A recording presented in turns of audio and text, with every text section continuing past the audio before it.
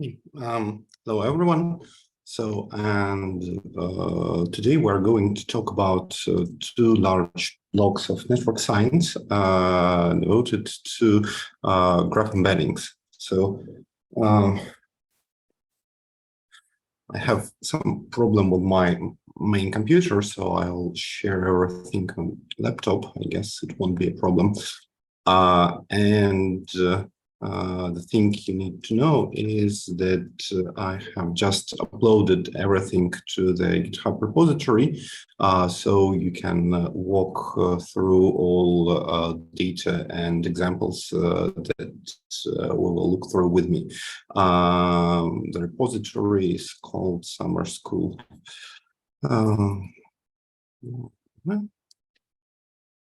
Yeah, here it is. So it contains two parts, and the first one is about unsupervised graph embeddings, and the second one is about the supervised ones. I guess I'll drop the link just to the Zoom chat. Yeah, here it is. Okay, and generally, so yeah, I guess it's right.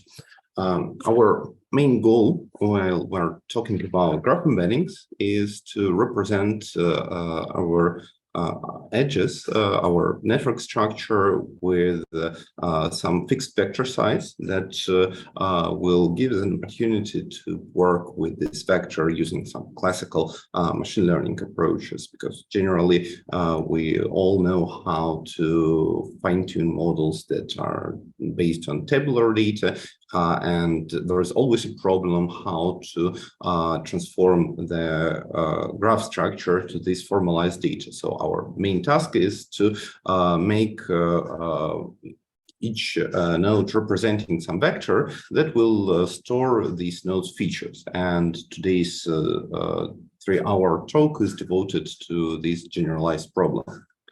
So this picture just gives you an idea that networks are really different from images and text, and methods used for networks require some special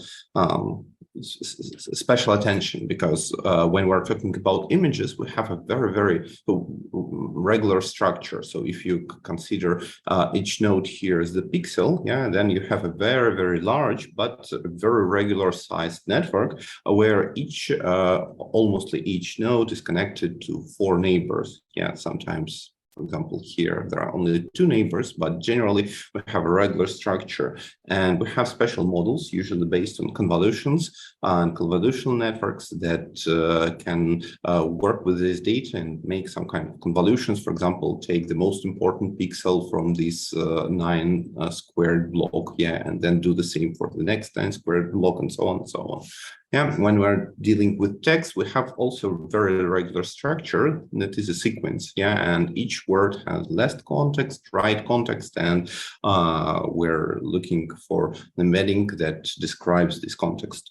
So while dealing with networks, we do not have a fixed number of neighbors, and we need to find some special models that will give us an opportunity to work with classical methods, with the models where some nodes have 1 neighbor and some nodes have millions of neighbors. I guess you all remember the power law function and the power law graph, where lots of nodes have very few connections, and some nodes have million connections. And these practical features of graphs really make it hard to work with them with classical convolution algorithms. So we have some special functions that deal with this problem. Yeah.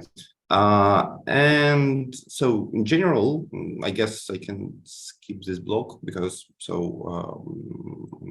almost sure most of previous lectures have discussed it. So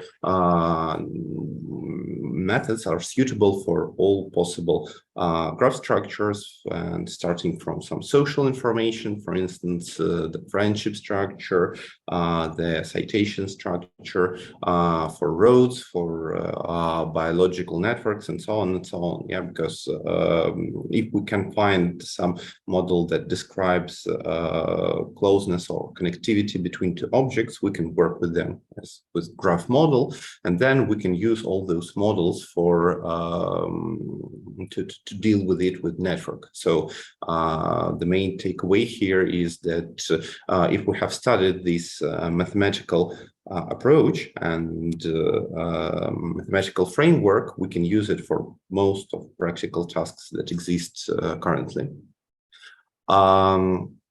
And generally, while dealing with machine learning problems as networks, we usually can focus on several typical tasks. Yeah, first of all, we can divide them on supervised and unsupervised. Yeah, and talking about supervised models, here are some typical tasks that are usually being solved with network embeddings. So we start from node classification. For instance, we're looking if this current profile is some fake account or it's doing some harm to the network. Yeah, usually it's so-called bot detection. And we have some set of bad accounts and try to classify them. Yeah, so we're classifying the entire node and telling us if it is good or bad. Yeah, it's a binary classification task. Another example is the profiling task, where we're trying to add some additional information to our network nodes. For instance, we want to predict age, gender, profession, or something else for the given person. Yeah, and we have several examples, and we want to classify all the rest. The same is happening with, for example, chemistry molecular graphs, where we're trying to predict some features of the protein. Usually we're talking here about the entire graph classification, but generally it's still the classification task. Yeah, and something similar is the article topic prediction. It's a very typical classic task solved multiple times now. Another very classical task for machine learning and graphs is the link prediction story. Yeah, for instance, we're trying to predict if two people will like each other, and it's the typical dating service arrived something like 6 years ago. It was the hype of all possible dating platforms, and they used lots of graph methods for doing it better. And today we'll have a small talk about link prediction using network embeddings. We can also talk about some recommender systems, because generally recommender system is something close to dating. Yeah, in previous case, you're recommending one person to another, and in recommender systems, you're recommending some good to a person, and maybe vice versa, because if the person is limited in budget, he's not good for this for this good. Yeah. And once again, we can also make some interesting predictions in chemistry. There are lots of research in molecular graphs now, and lots of things happening in this area.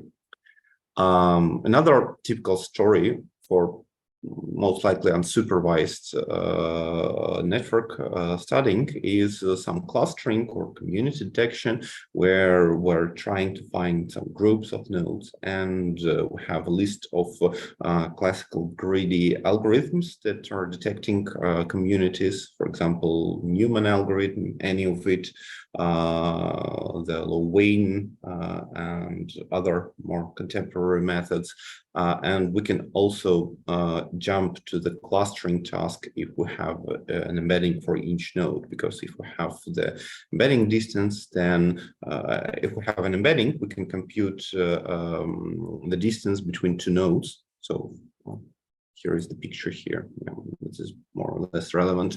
and say if those nodes are close to each other, and if they are, we can form a cluster not with the network methods, but with the classical with the classical machine learning approaches, for example, using DB-scan or something relevant. Yeah, so good embedding solve this problem.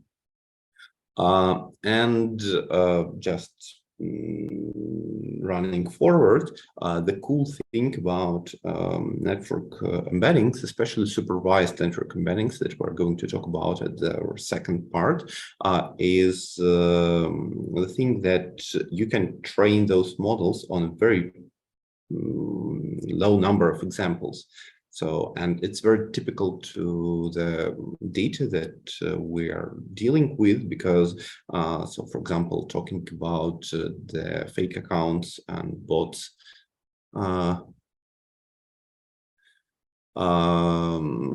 you have something like, okay, 2,000 fake accounts that are bad guys, and all the rest are positive. And it's really hard to train a model when your positive class is just represented with very few examples. It looks like outlier. Yeah, the same with gender and maybe profession. You have a very few nodes that you can trust, and where you can trustworthy say that, okay, I know this node's gender or this node's profession, and graph models give you an opportunity to make those predictions pretty well, even if your positive class is really mandatory. Yeah, so there are very few examples. Okay, so, and the first block that we're talking about deals with unsupervised methods, and the general idea is that we have no idea which representation is the best for our network.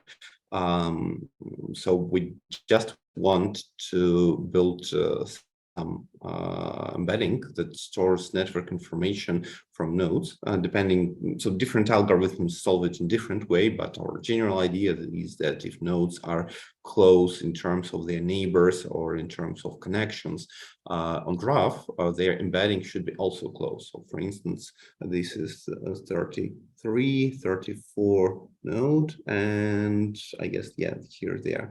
So this is 33, 34 node on two-dimensional network embedding. This is the typical Karate network, very well-known graph that Irina, I'm not sure if students are familiar with this network. It's one of the classical ones. Should I spend some time describing it? I think no.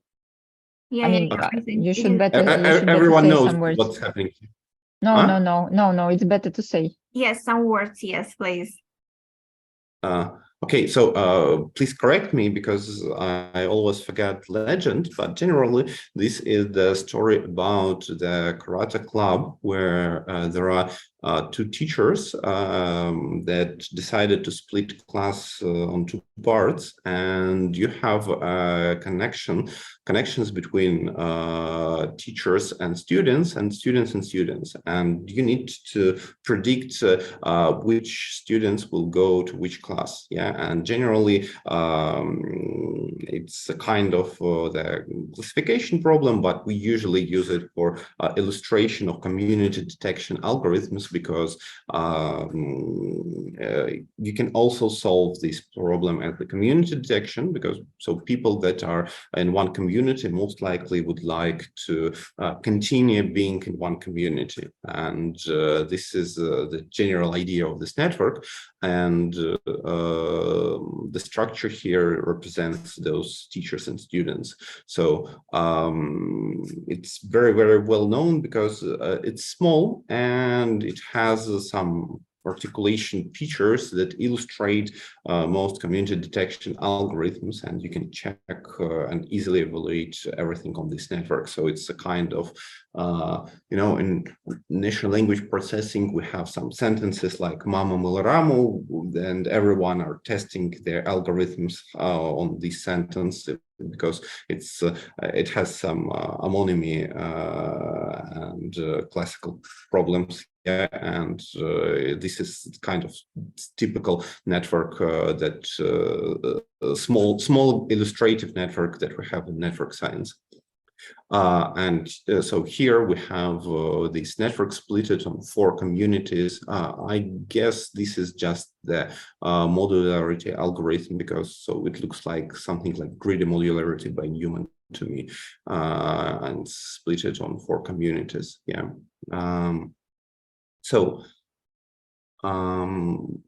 Once again, right now, we are not focusing on any additional purposes. We're kind of trying to convert this network to some 2 or 3 or 100, wherever dimensions that will save some features from this network and make nodes more close to each other, depending on different conditions that we can formulate. And we have a list of heuristics for this. So generally, we have 3 kind of large blocks of approaches that we're going to cover today. Yeah, the first one is based on matrix decompositions, so linear algebra, eigenvalues, Laplacians, and so on. The second one is, in fact, the second and the third, yeah, is based on the network models. And here we have a list of more or less simple network embeddings based on autoencoders that try to store these features. And we're going to cover them just one by one. So the first block here is the story about matrix decomposition. Yeah, so if you have an adjacency matrix, yeah, for example, these are nodes and these are also nodes and they are connected to each other. You can say that each node is being represented by its neighbors. So this is the vector of neighbors. Yeah, and if so you can always compute the giant component of the matrix and do the singular value decomposition. Generally, I have a nice example here. Yeah, because I'm really not going to talk about the SVD, how it works, because most likely it will take something like 40 minutes. But generally, the key takeaway here is that yeah. I'm sorry for this. I guess it should open. Yeah.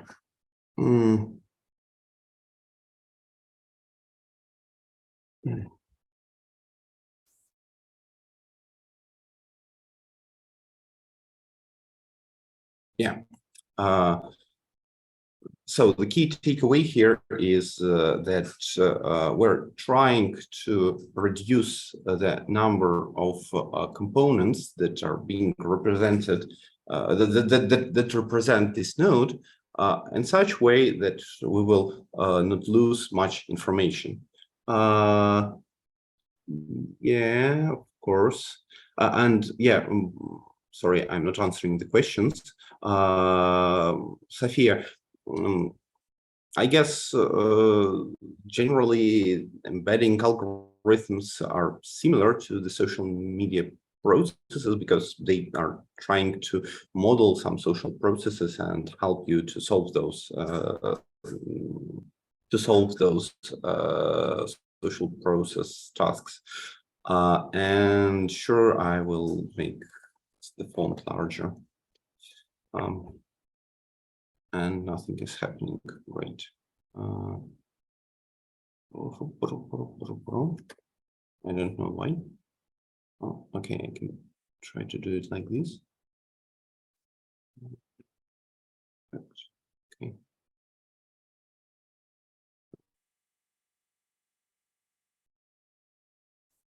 Yeah, and here I have a very dummy example of SVD just to illustrate you how we lose information when we decrease the number of dimensions that store the data. So the illustration was made on very well-known image from the computer vision algorithms, I guess. People who are doing CV are familiar with this image. So what's happening here, I'm just reading the image from this Wikimedia page and converting it to grayscale because I want to work only with one component matrix and just to make it simpler. So it's the image that we're going to work with.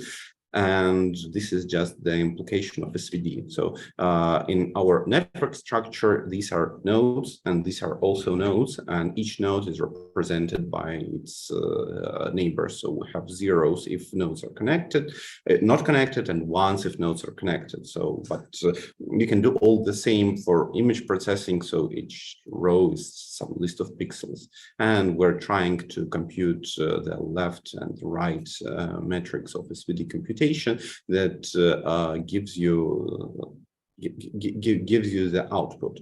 Yeah, and oh, I guess I need to just make a plot a bit smaller. So generally, this is an attempt to illustrate the information loss that you'll have if you decrease your number of components to the to a pretty low size. Yeah. So for example, if we're working with 500 components, then we have more or less the same picture without any loss of information, because SVD works in such a way that we have the most information stored in the first components of our decomposition matrix. So if we have, for example, only 20 components, so this is just the illustration, and try to reconstruct our image from the original 20 component matrix, you'll see something like this, and you can see that there is lots of noise here. Yeah, if we will take, for example, 100 components vector, so it means that each kind of row will be represented with only 100 elements. You will see something like this. Yeah, and this is very close to the original image that we have here. Yeah, so it's almost the same. And of course, if you'll take all 500 components, so you'll get the original image. Yeah, the idea is that you split your matrix onto 3 parts, and so if you take all elements of this matrix, you'll just restore the entire original matrix. If you take some part of the middle matrix, for example, first n components, then you store the most information and you can reconstruct most information. But the most means that you lose something, and the loss that you have can be illustrated by those pictures. Yeah, here you have some gray noise, and here the picture looks pretty accurate. Yeah, and the same idea can be applied to the adjacency matrix, and we're supposing that generally you store the most information of the adjacency matrix if you keep, for example, something like 100 components of your original n by n adjacency matrix, and most likely this approach is pretty well working for small and average networks. For example, if you have something like from 2 to 2,000 nodes, and you can always compute adjacency matrix and convert it to the SVD and take only the most important components of SVD that will store this information. Yeah, so this is the general idea here.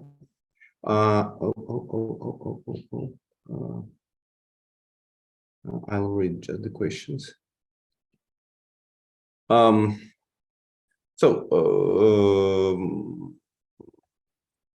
The answer to how we pick the number of components, in CV, you can build this kind of logarithmic scatter plot that more or less illustrates you where you should stop taking the components because no more information is being added. Yeah, so if you see some kind of linear plateau, then okay, of course, 200 is much better than 100, but it requires twice more information to store. And generally, and almost no information is being added from starting from 400 to 500. Yeah, so very few artifacts. And I guess in networks, the idea is pretty similar. So we're just making some kind of grid search with the list of different element-wise vectors. In fact, in NLP, SVD often helps to make final classification better because so if you are working with the countable features and just, for example, each document is represented by the vector of words that, or most important words that describe this document. Yeah, kind of simple NLP model. And you're doing an SVD, your final results can even improve just because SVD learns some correlations. Yeah, and you can see that the word cat and the word kitten are very close to each other, and you can have kind of learn those correlations with SVD. And I guess something similar happens with networks. So the right number of components depends on your final problem, and you can just evaluate it with some kind of grid search so that leads to better solving of your problem. So I mean that you can start with, for example, 100 and end with 400 components and see which result will satisfy you mostly. If you have no supervised information that you can use to check your final results, so the first idea is to try to visualize what's happening, because UMAP can help you to visualize your final network in more for more or less average networks and objects.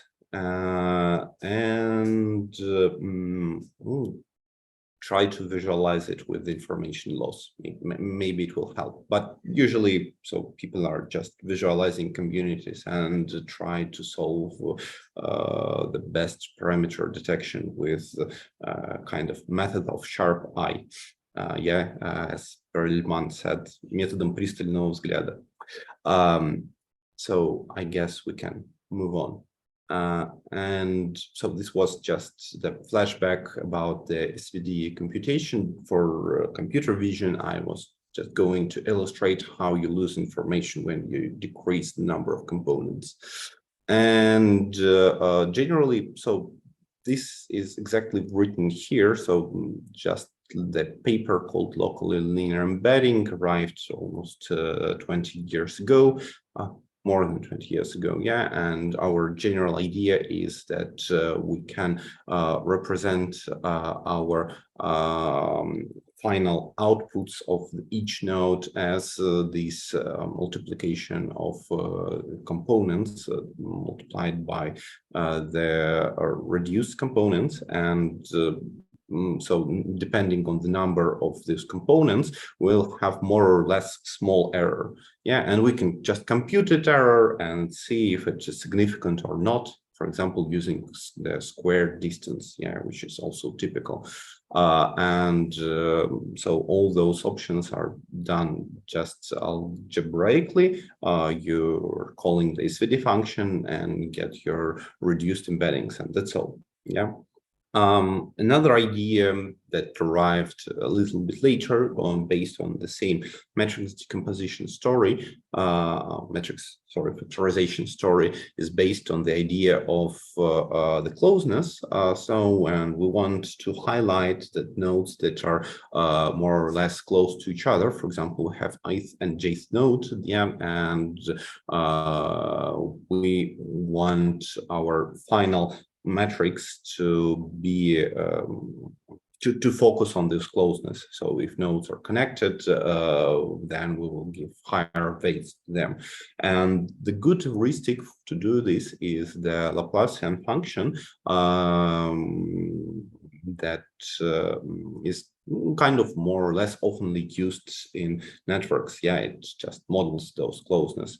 And if you use the Laplacian function inside your decomposition, so you're just computing the Laplacian and then do all the same story as we have done just a step before, then you get an embedding that is more focused on closeness of the nodes, of two nodes. We had a nice project about it, about the modeling functions of neurons with Laplacians, where we have the network of neurons connected to each other, and we tried to predict the function of the neuron using the Laplacians based on the connectivity, and it really worked pretty well. So the algorithm is extremely simple because it has several algebraic operations, and the final result is pretty tough because so everything is working, and you can classify if this is the motoric or the kind of neural system neuron. There are 3 or 4 categories of neurons for simple living beings, yeah, for example, worms, and it really works pretty well. And you can make this distance function more complex. For instance, this is more or less recent paper called the Cauchy graph embeddings, where you not only add just the distance between two nodes, but you're kind of normalizing it with the additional delta coefficient that just penalizes the nodes where the connection is too low. Yeah, and this normalization just doesn't let you to divide to 0. Yeah, and that's why so the function does pretty same things as the previous ones, but is working a bit more stable. Yeah, but the general idea is all the same. So we're in all those cases, we're taking the basic metrics and doing several linear algebraic transformations. Yeah, so we're writing the loss function here, just kind of illustrating what's the main idea, but we are not optimizing it right now. Yeah, and what else should I mention here? Yeah, you can also use not only adjacency metrics, but you can also base your algorithm based on some other distances. For instance, just the Euclidean distance, the closeness, the Manhattan distance on graph, and so on and so on. Yeah, and this will lead to a bit different metrics that you will compute, and your final results will change more or less. But the classical approach here is kind of baseline is to take the adjacency metrics and to put it to SVD.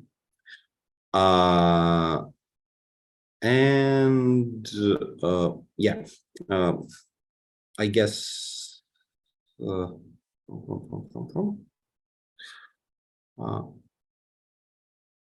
I'll jump to an example with random walk as another illustration of the thing that networks and neural networks can do to model contemporary graphs. And I'll return to this part in a minute. So consider the graph illustrated here. Yeah, so we have several nodes, and colors here just label nodes to make them more or less descriptive. We once again want to build an embedding. And the idea here is that if we have some kind of random wrangler that walks through this network, with jumping from one node to another, we can represent this path of the random wrangler as the sequence. And from the very beginning of our today's talks, we remember that we know how to work with sequences because in natural language processing, we have just a dozen of algorithms that help you to do this. Yeah, for instance, the most classical one is word2vec. So we can consider that each node is the word, and then the path of this random wrangler is the sequence of words obtained with this random walk. Yeah, and we can start just hundreds and tens and hundreds of walks from each node, and then generate kind of hundreds and thousands of sequences. And then we can try to learn the embedding on the sequential data, supposing that each node is the kind of object represented by neighbors. So our this node affects this node a bit, this one affects it a bit, and this one affects more or less strongly, and so on. So in natural language processing, we're calling this the left context. So this part is the right context. And based on these contexts, we're trying to model the sense of the word. Yeah. So let's make a small flashback to NLP. Here is the small illustration of how word2vec works. In fact, it's now pretty well-known and not very contemporary algorithm, but just a reminder for those who don't know. The idea is that you have a sentence, and given those sentence, you have the kind of distribution hypothesis where you say that, okay, so I'll replace this word with, for example, with the mask, with the question. Yeah, and if I have the quick brown, something jumps over the lazy dog. Can you guess what's the word in the middle? And the answer is yes, usually you can. So we can check this idea, for example, by saying that I'm studying math. Okay, I'm studying something, yeah, in at the MASNA program. And you can put something here, yeah, and most likely suitable options here are something like, for example, math, statistics, maybe networks, and so on. And if you have a large list of those contexts, yeah, you can more or less closely say that math is something pretty similar to statistics and something pretty similar to networks, given those contexts, yeah. So it's something that you can study in the university, yeah. And you can mask another word, for example, like MASNA, and see that, okay, so now we have the true answer here, math. And now our possible option is the HSC. I don't know. Okay, HSC is not suitable because we have program, let's say, Faculty of Computer Science, yeah, and MASNA. And they are also more or less close if we have these contexts, yeah. And this is called the distributional hypothesis formed by Filth, and the implementation of this distributional hypothesis with the simple neural network is illustrated here. So we have each word encoded in one hot encoding, yeah, and we have one hidden layer that tries to store all the information about all those hidden words. And generally, I guess I'll draw another picture for you, just a minute.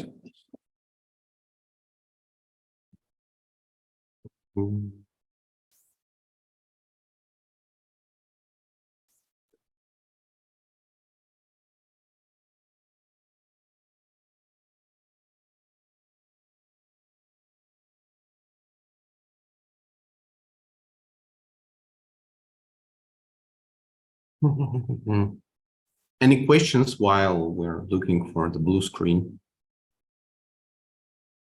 Yeah, there are. The length of the vocabulary, great question. So we're diving into the NLP area, but generally, I guess that's okay. Usually in real life tasks with NLP, you're picking a list of most frequently used terms, and the vocabulary size is something like 20,000 words. Yeah, and so let's just visualize it. You have the hook, box, jumps,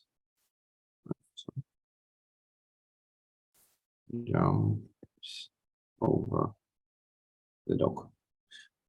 So we are usually not interested in articles, yeah, so we're ignoring them. And let's say that the ID, so we have a large dictionary, and the identifier of the word quick is 1, identifier of the word fox is 3, jumps is, for example, 2, and over is 4, and dog is 5, yeah. So if we ask dictionary 2, then we'll get the word jump. So usually we have normalized words inside the dictionary, yeah? And the idea here is that then we can represent each word, for example, the word jump as the vector of the size of our vocabulary. And for example, it will look like 0, 0, 1, 0, 0. Yeah, so our vocabulary is pretty small, and we're just storing 1 at the index of this word. And I think it's broken. Yeah.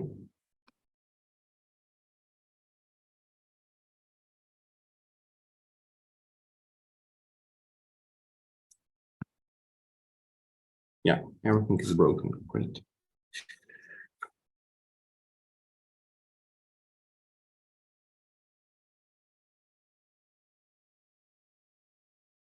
Then, so 0, 0. Then if we have these kind of vectors, then, for example, we have the vector with this one hot about the quick, so it will be, 0, 1, 0, 0, 0, 0. Then we have the same vector for the fox.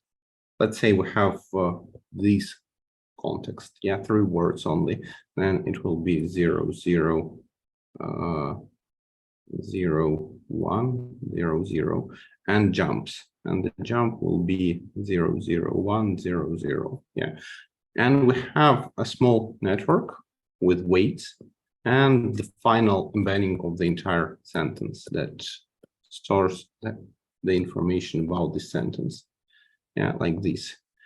And our idea is to build an autoencoder that will restore this information back. So we will have all 3 of those words like these and like these. Yeah. And in ideal option, we will have the result looking like 0, 1, 0, 0, 0, just doing several multiplications. Yeah, so we're multiplying this vector on our weights matrices. Yeah, and if everything is okay here, we'll have the same vector 0, 0, 0, 1, 0, 0. Yeah, in real life, we are having the vector looking like 0 0.001, 0 0.02, and 0.97, something like this. Yeah, so they are not, so they're almost alike. Zeros, and here are almost like ones. Yeah, but the more close to zeros and ones those elements are, the better our weight matrices works. Yeah, and this is called the autoencoder. So we're not training on some supervised task. We're just trying to restore the information. So think of it, of this model as like the zipper hive that is trying to zip your information into small vector and then restore it back without loss. So the less loss we'll have, the better our matrix is being trained. And since we have lots of examples, we're trying to pass all them through this weighting matrix to get more or less stable coefficients that can be used for any of those or any sentences. And this is just the classical NLP autoencoder. The only difference is that, so in real life, we're trying not to just restore the entire content, but for example, to predict the one word given the context, as we have just said. So we don't have the focus word here, we have only the context, and we're interested in restoring those context or restoring this word given the context. Yeah, so if we keep this kind of model, we have the context and we have the word that we are going to restore. We have the word-to-vec model proposed by Mikolov several years ago, and it's called continuous back of words, just illustrated here. And the funny story is that if you make the reverse picture, for example, you're predicting the context by word. Yeah, so you're having the same picture, but just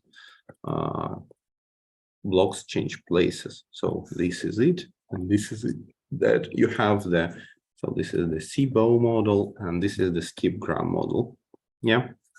And the funny story is that training SIBO and training skip-gram is almost the same and gives you the same results. So for autoencoder, it doesn't make sense if you're predicting the context given word or if you're predicting the word given context. Yeah, the result will be almost similar. But the good story is that if you train the skip-gram model, then for each word,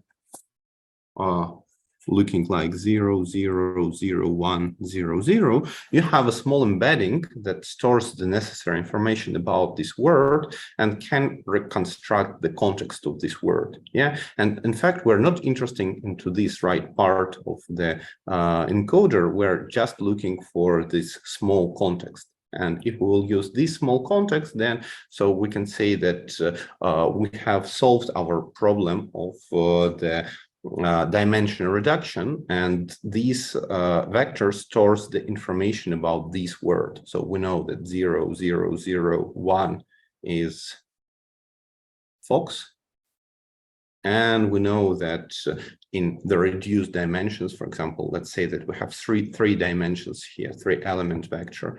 We know that so this vector suits to this fox word. And the same thing is going to be applied for, yeah, and the same thing can be applied to networks. So once again, answering the story about the dimension size. So usually you do not need to put something more than 20,000 elements inside this word-to-vec dictionary, because so it's pretty large.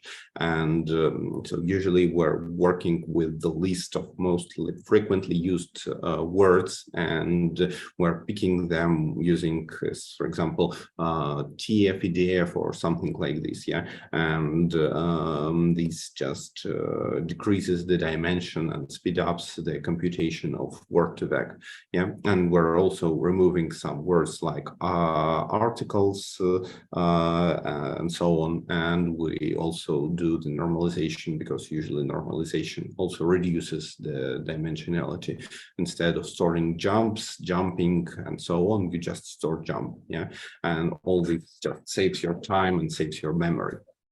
Yeah, and jumping back to the SNA processes, you can do all the same idea by, yeah, and once more, a nice illustration of the stored embeddings from NLP. So in fact, there is a nice explanation of things that are happening inside word-to-vec. You can look through this guide, and I will I will skip it for now. Yeah, within our NLP course, we also have a discussion about it. So I have picked the seminar here just to story it. The nice story is that if you learn your word embeddings in this kind of strategy, you learn some semantic features. And for example, if you subtract man from king and then add woman, then you will get queen. Yeah, and it's some interesting features. Yeah, and there are also some kind of linear transformations that, for example, we know that the capital of Spain is Madrid and the capital of Germany is Berlin. And for example, if you just make some subtraction and subtract some vector from Spain, you will get its capital. If you'll subtract some vector, the same vector from Japan, you will get Japan capital, that is Tokyo. So sometimes we can learn those kind of relations within NLP.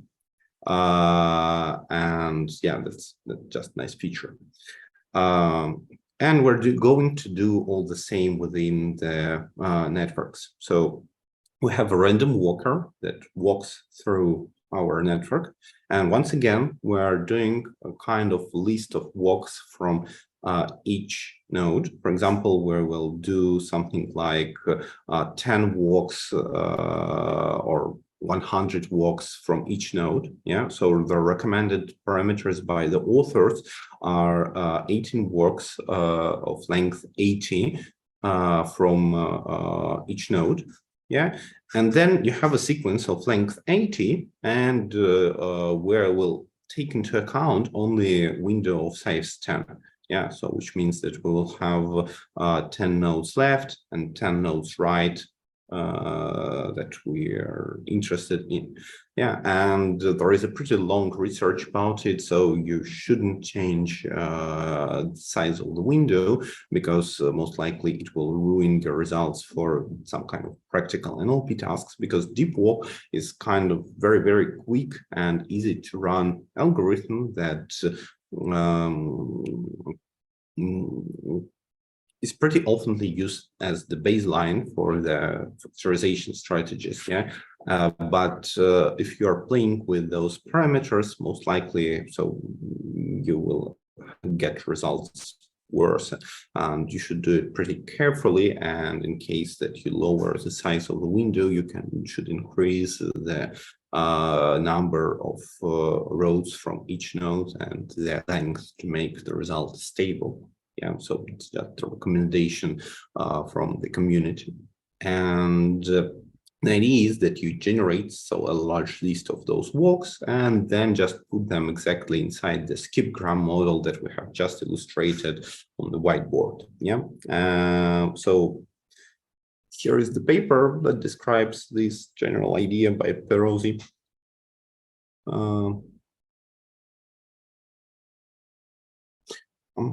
I don't know what's happening to my internet today. Yeah. It's extremely slowly. Oh, maybe I should turn off the VPN. Yeah, and this is the picture that I have borrowed from the article. So the algorithm is working pretty quick, and the time for the computation of the final embedding, the skipgram step, is pretty similar to the time of preparation of all those embeddings. And generally, I guess that you can handle something like 100,000 graph on, or even 300,000 graph on your on the typical kind of computer. Something like 64 gigabytes of memory should be enough for this. Yeah, and if you want to compute larger networks, then you either need to find the computation system larger that has large amount of memory, or you need to change the algorithm. So one option here is to pick the line algorithm that the picture here is wrong. Sorry. So the idea of line is that we will not generate random walks. We'll do all the same as described with the deep walk, but instead of generating those walks and jump through the network, we need to store the network, we need to store all those paths and so on. Yeah, it usually consumes lots of resources. We can just pick random pairs of nodes that are connected to each other that just speed up the first part of this algorithm. Yeah, we can just get the same sequences using random sampling of nodes from the graph. But of course, half of our sequences will be wrong in this case because we're just randomly picking some pairs of nodes from the graph, and even if they are not connected to each other, which means that to get better results, you need either to add additional strategies, for example, make sampling from one community, or I don't know, use another algorithm. Yeah, so line works extremely quickly in terms of generation of your walks, and it's one of the fastest random walk-based algorithms, but the results of line are much worse than the results of deep walk. Yeah, and the question here,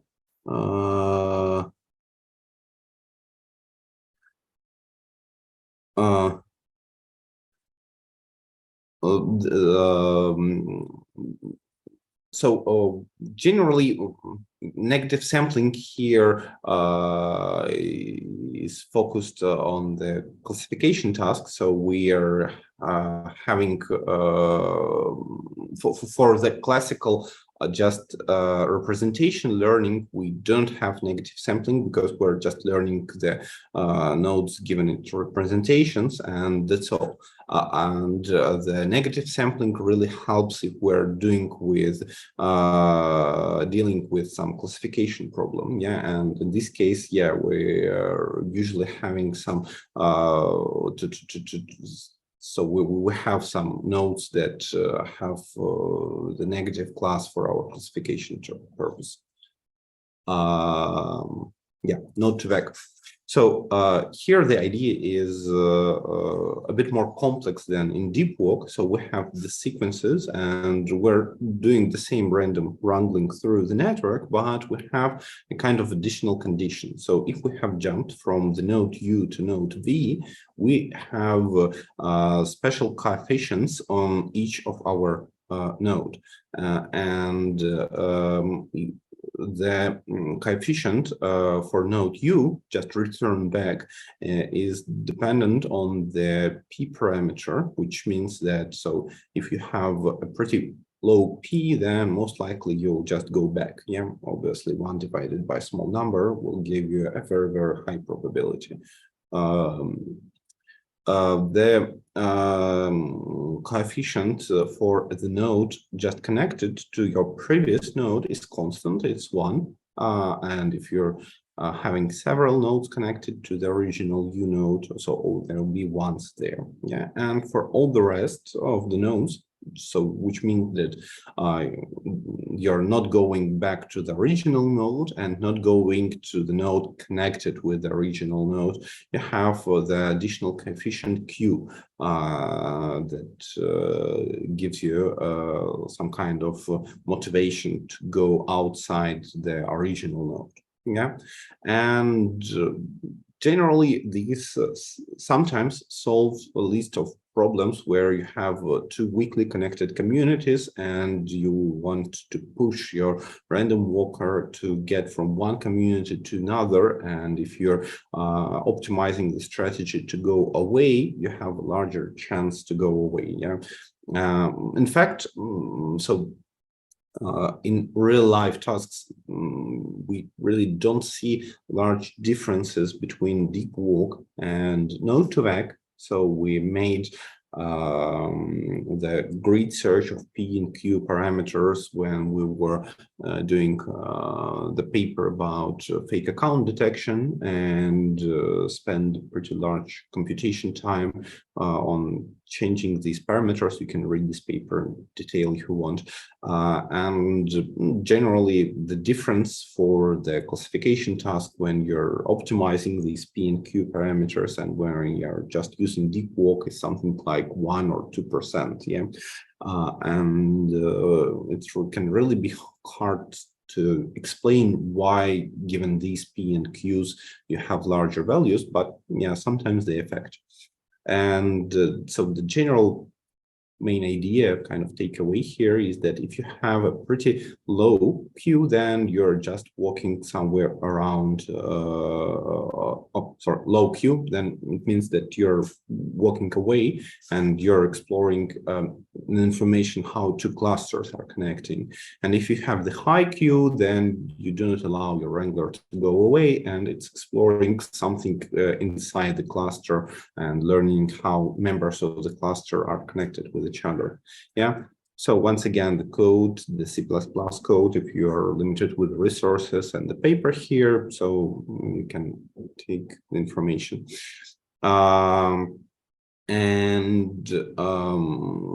Kind of most contemporary and most well working algorithm that can be used for random walk strategies. Generally, it doesn't make random walks. It makes the subsampling of nodes as described by line. So we're picking some random nodes here, but the subsampling is based on the symmetry between two nodes that we're looking at, which leads to much better results, and finally gives you an opportunity to combine the speed of line with the quality of deep walk. Yeah. So Verse has arrived at, as I remember, 2018. Yeah, and so you can also find the code and the paper here. So usually, yeah, by the way, the first author here is the guy from Russia. As I know, he's working at Google now. Yeah, so this is just the visualization of the final embedding matrix, the original one from the similarity of nodes, done by SVD and done by Verse on the simple toy network, the Karate ones. Yeah, and you can see that this picture is pretty close to the similarity one. Yeah, much closer than SVD. SVD losses more information here, which is nice. And by the way, WWW is the Corastar conference in computer science, which means so the paper is pretty strong. And the computation here. So generally, yeah, the complexity of the algorithms show that it works almost as quick as a line, because we're doing random subsampling. Yeah, and our final results should be compatible to the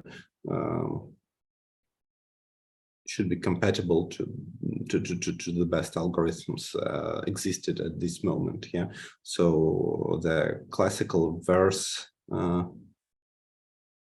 for the link prediction task, based on the Adamar distance, show pretty large results and even much better than deep walk. Yeah, so in fact it's strange because I don't believe that line works so good, but anyway, okay, so the results are good. And will this notebook, Igor, in fact, everything is already available, because let me just show it.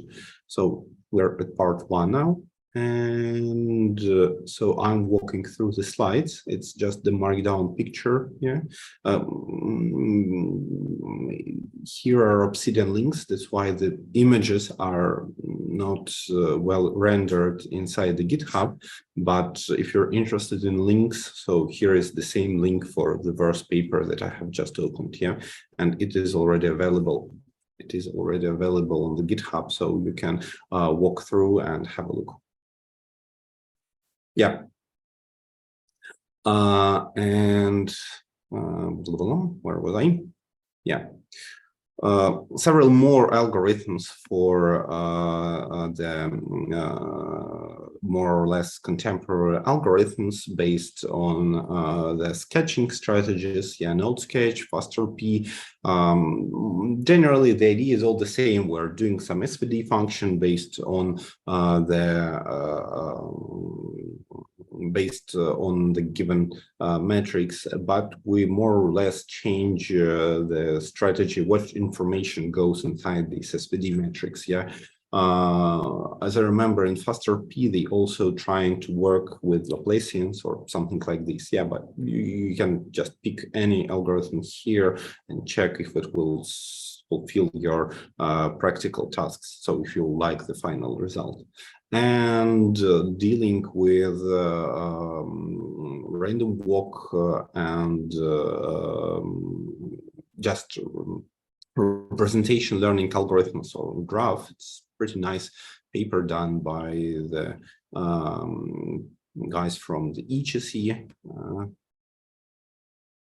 Come on. It's something like 57 or 60 pages here. Yeah, and yeah, pictures are being rendered slowly. There is a list of comparisons of different algorithms applied to different tasks with the visualization of the embeddings. I'm just trying to open some picture, but everything is working so slowly that nothing is happening. Sorry for this.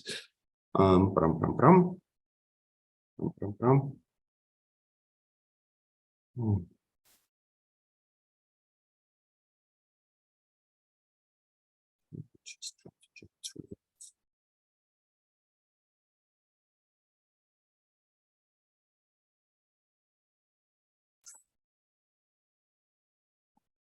No, no picture.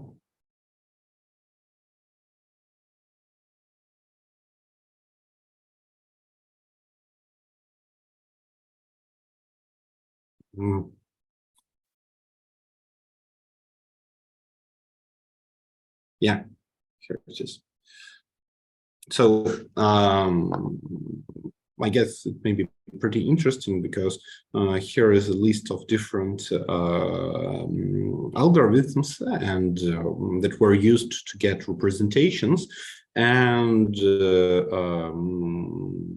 we're doing the projection of those representations using the UMAP algorithm that is optimized to store local distances. So if two nodes are close to each other, then we will see them in one cluster. Yeah, and you can see that different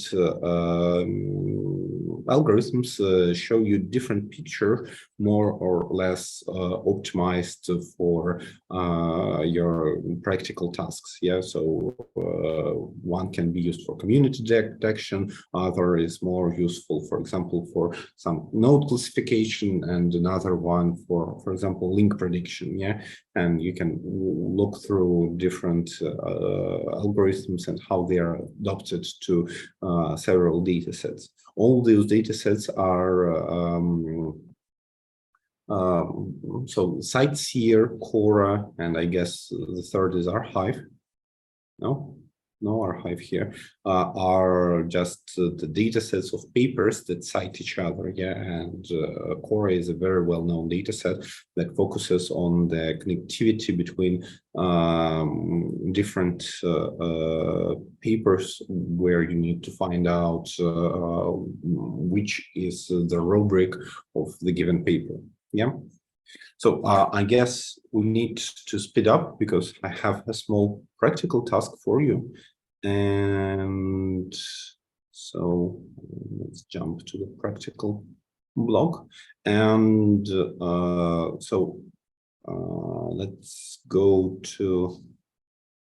Oh, okay, let's have a quick look through the random walk, how it is implemented. So it's very, very, very dumb and simple strategy here. So we have just the chessboard and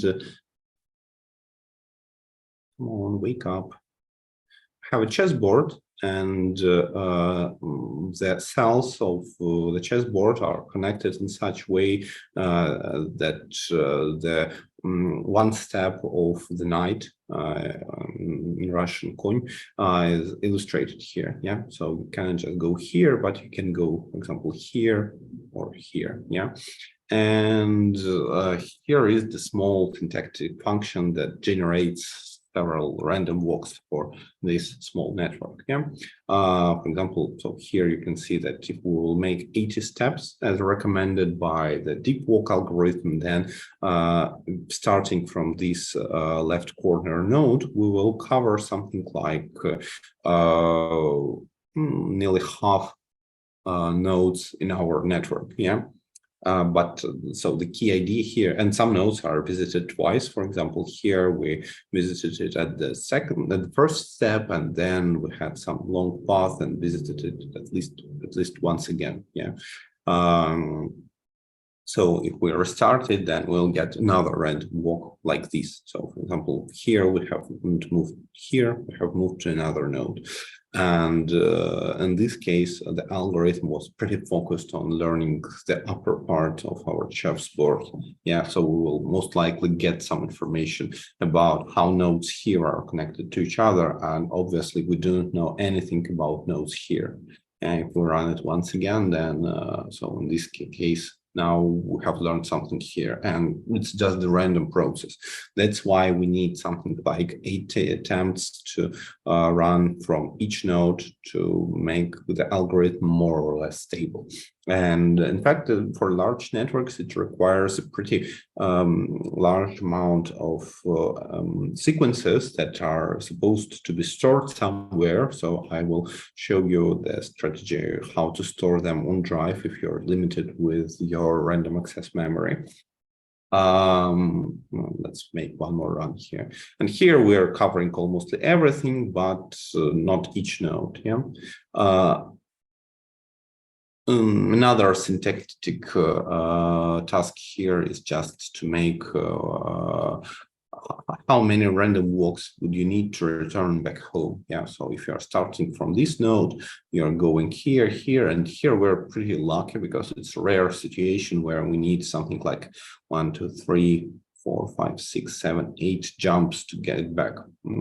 Usually we need like 2 steps, or because we're going here and then we have something like 1 divided by 5 or 6 probability just to go back at the same moment, or we're making a very, very, very long road like this. Yeah, so we want to return home. We're visiting almost all nodes here. Yeah, but it looks like.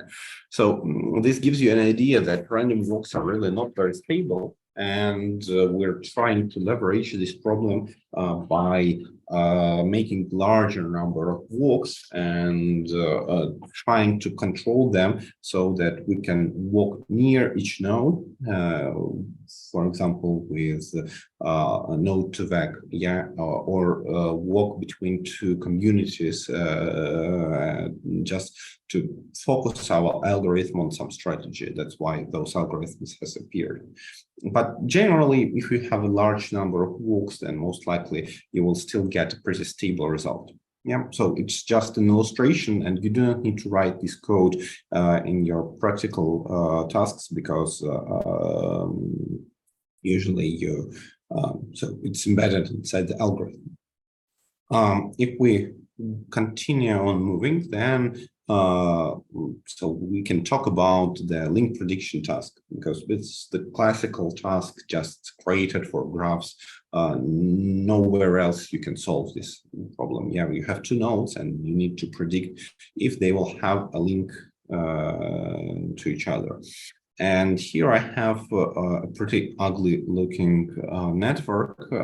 This is the network of my students studied social network analysis 3 years ago.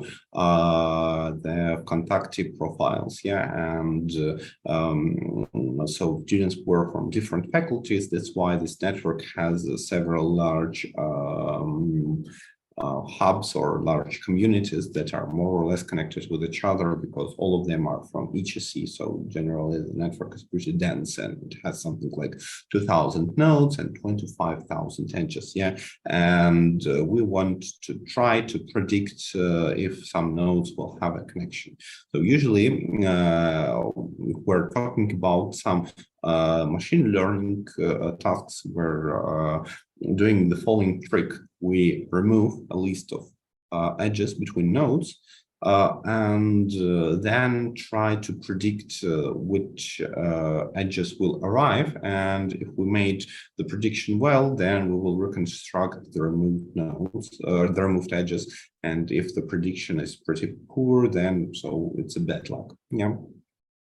And while training, of course, we can do negative sampling and predict if two unconnected nodes will have the connection between each other.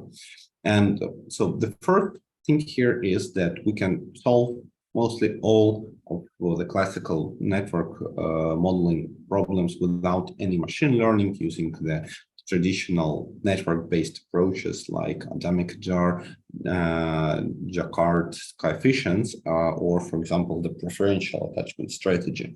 So Demikadar and Jacquard are pretty close to each other. It's just the heuristic that gives you an idea that two nodes are as close connected as many neighbors they do have. So in case with Adamic-Adar index, you have the closeness as the sum of normalized intersections between all neighbors. And in Jacquard distance, coefficient, so it's much simpler. Yeah, it's just the intersection normalized by the union. Yeah, so if you have this picture, then yeah, thank you. So you have a list of neighbors, and for example, two nodes have 3 neighbors in common, and the total amount of neighbors is 10. So their Jacquard distance is 3 divided by 10. Yeah, that's the general idea here. And very often in real-life practical tasks, you can get pretty strong baseline without any email, just using this strategy. And spoiler, as I remember, for this graph, something similar is happening. Yeah. So I guess there is some mistake with imports, and I'm in a hurry now, so I will just jump to the key points here. Are there any computed? Oh no, nothing is computed. That's sad. Okay, let's just run those cells once again.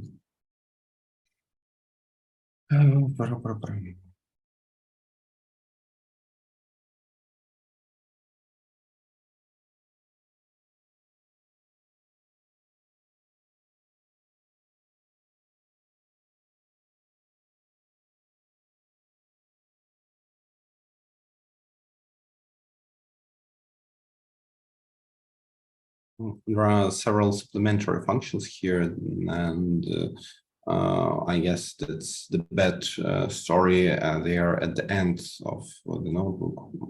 I should move them upper, so you need to initialize them first. There's a pretty large code block here, but generally the idea is that we need to hide several edges just to make the test data set, but we need to do it in such a way that our graph will not split into several parts, and several more corner cases so that we will not remove the niche twice and so on. So yeah, so it's just the preparation of the data to make everything works fine. And since we have called this supplementary function, I guess everything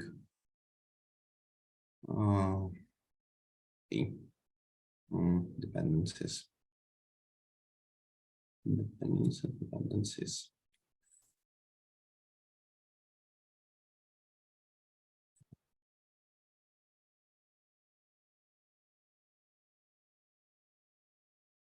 I guess something has deprecated, so the quick fix here is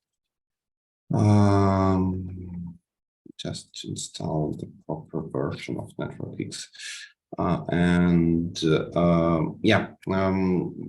So the code examples here are on Python, and generally for most of educational purposes, you can use NetworkX for modeling and visualizing and computing something. The large exclamation mark that you should focus on is that NetworkX is just a good package for educational purposes because it's made, as I remember, on pure Python. Let me see when it became deprecated.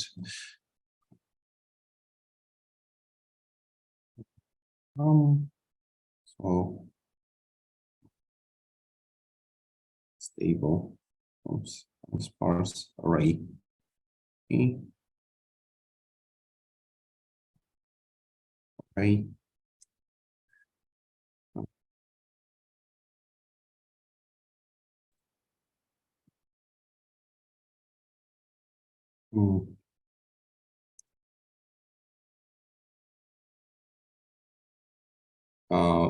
It's called another place, most likely here.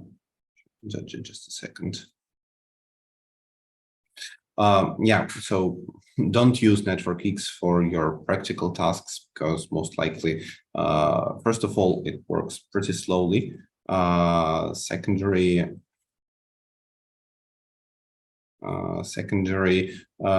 it stores incredible amount of memory because each node here is stored as an independent object based on Python classes, and so you can pretty quickly get all the necessary information about your object, its centralities, its connections, its additional information. But in terms of computation, you store enormous amount of information for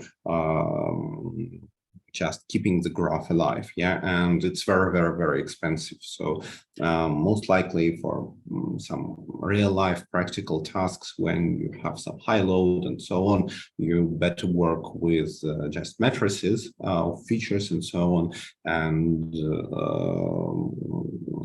remove the NetworkX because it stores lots of useless information. So the things started to compute, and I guess it's 4:27. So I have the following idea. I don't know what else to tell you about NetworkX and why it is bad. So I recommend to make the break. And meanwhile, I'll run those scripts, and then just at the very beginning of the next session, we'll quickly show you the results. Just 2 more minutes before we left, I will jump to the node backlink prediction strategy and highlight the key ideas here, and we will also run it. So the code here is the same. So we're getting the same graph with the same number of nodes and edges, and doing the test train split separation, and importing node to vec, and running it. Yeah, so here we're using Node2Vec, but we're using it with the P and Q equal to 1, which leads to the classical deep walk algorithm. Yeah, so if you have a look at this picture, if you replace P and Q to 1, you're amplifying coefficients for your walking strategies will be 1 everywhere, yeah, which means that you have some weight on this edge, for example, the closeness between those nodes, yeah, and your probability is dependent on this weight and the additional amplifying coefficient 1 divided by P. And in case when P is equal to 1, we don't care about those coefficients. So, which means that Node2Vec can work as deep walk, but due to the implementation of Node2Vec, it works a bit slower. So it's more kind of universal in terms of usage, but slower in terms of working time. Yeah. So we have window size 10 as recommended, and I have limited number of walks to 10 because just to make it quicker, and so the parameter recommended by Pirozzi is to write 18 here. Yeah, the walk length is the same, and here is the dimensionality of the embedding that is at the center of our representation learning processes. This embedding or this one, yeah. So in fact, we're using skipgram, so it's exactly this embedding site. So we're highlighting if the graph is directed, if we want to run it in parallel, and how many iterations, how many epochs on the network training do I have.